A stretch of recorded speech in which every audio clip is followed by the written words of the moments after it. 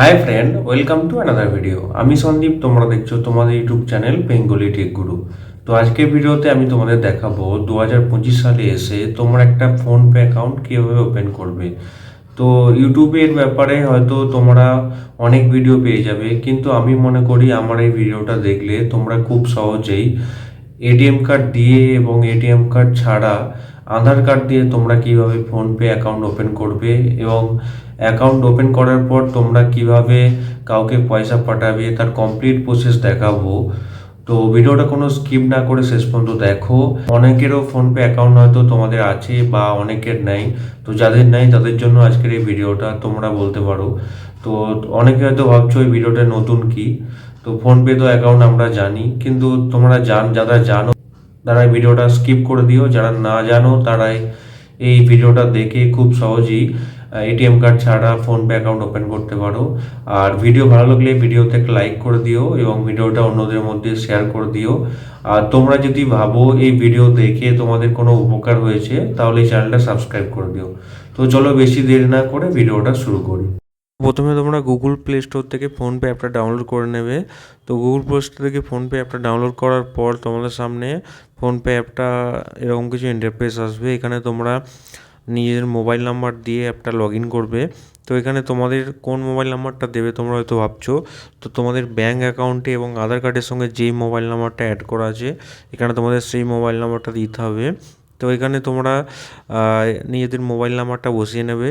তো এটা সিকিউরিটি রিজনের জন্য আমি তোমাদের মোবাইল নাম্বারটা দেখালাম না, আমি ব্লার করে দিলাম। তো মোবাইল নাম্বারটা দেওয়ার পর তোমরা এখানে প্রসেসে ক্লিক করবে। তো ওটিপি আসবে। তো ওটিপি দিয়ে ভেরিফাই হওয়ার পর তো তোমাদের সামনে লোডিং ইওর প্রোফাইল বলে আসবে অ্যাকাউন্ট। তোমাদের সামনে ইন্ডিয়ানের যেই ব্যাঙ্কগুলো আছে, সেই পপুলার ব্যাঙ্কগুলো আছে ইন্ডিয়াতে, সেগুলো শো করবে। তোমরা এখান থেকে ডাইরেক্ট ব্যাঙ্ক অ্যাকাউন্ট অ্যাড করতেও পারো।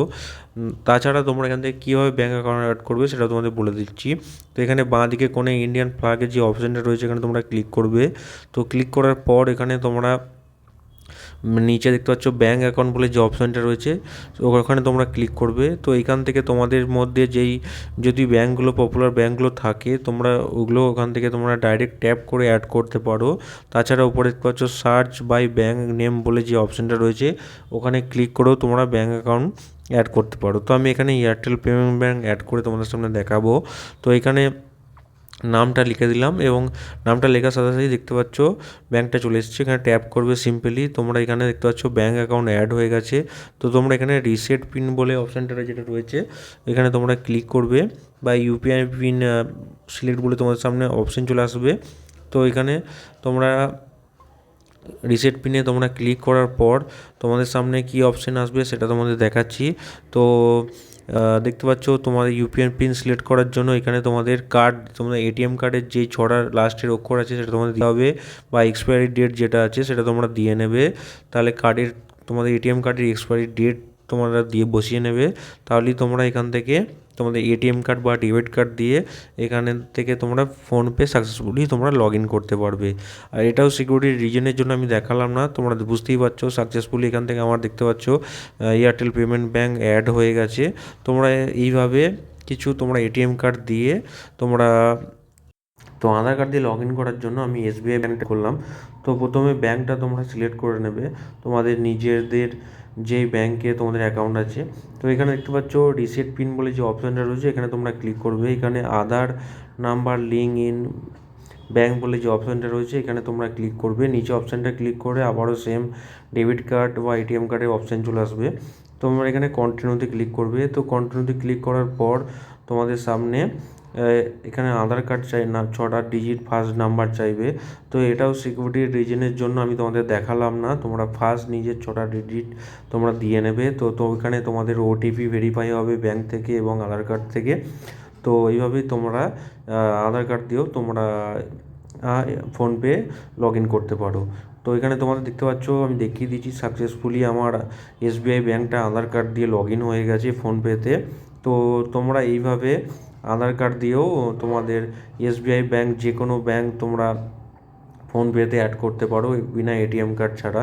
তো এখানে তোমাদের ব্যালেন্স চেক করে আমি দেখাচ্ছি। তো দেখতে পাচ্ছ আমার 3,000 টাকার মতো ব্যালেন্স এখানে শো করছে। তো তো এবার তোমাদের দেখাবো তোমরা এখান থেকে কীভাবে পয়সা পাঠাবে। তো পয়সা পাঠানোর জন্য এখানে তোমরা দেখতে পাচ্ছ টু মোবাইল নাম্বার বলে যে অপশানটা রয়েছে ওখানে তোমরা চলে যাবে, তোমরা যাকে পয়সা পাঠাতে চাও। তো এখানে ফার্স্ট আমি একজনকে পয়সা পাঠিয়েছিলাম, তো আমি এখানে 1 টাকা তোমাদের সামনে সেন্ড করে দেখাচ্ছি। তো এখানে তোমরা পেতে সিম্পলি ক্লিক করবে। তো এখানেও আবার সিকিউরিটি রিজনের জন্য ব্লার করে দেবে বা ব্ল্যাক করে দেবে। তো এখানে তোমরা পিন দেওয়ার সাথে সাথেই তোমরা এখান থেকে সাকসেসফুলি পয়সা পাঠাতে পারো। আর তোমরা আশা করি বুঝতে পারছো আধার কার্ড এবং ডেবিট কার্ড দিয়ে তোমরা কীভাবে ফোনপে অ্যাকাউন্ট লগ ইন করতে পারো। ভিডিওটা এই পর্যন্তই, চলো দেখা হবে এরকম কোনো ভিডিওর সাথে। ভিডিও ভালো লাগলে ভিডিওতে লাইক করে দিও এবং চ্যানেলটা সাবস্ক্রাইব করে দিও।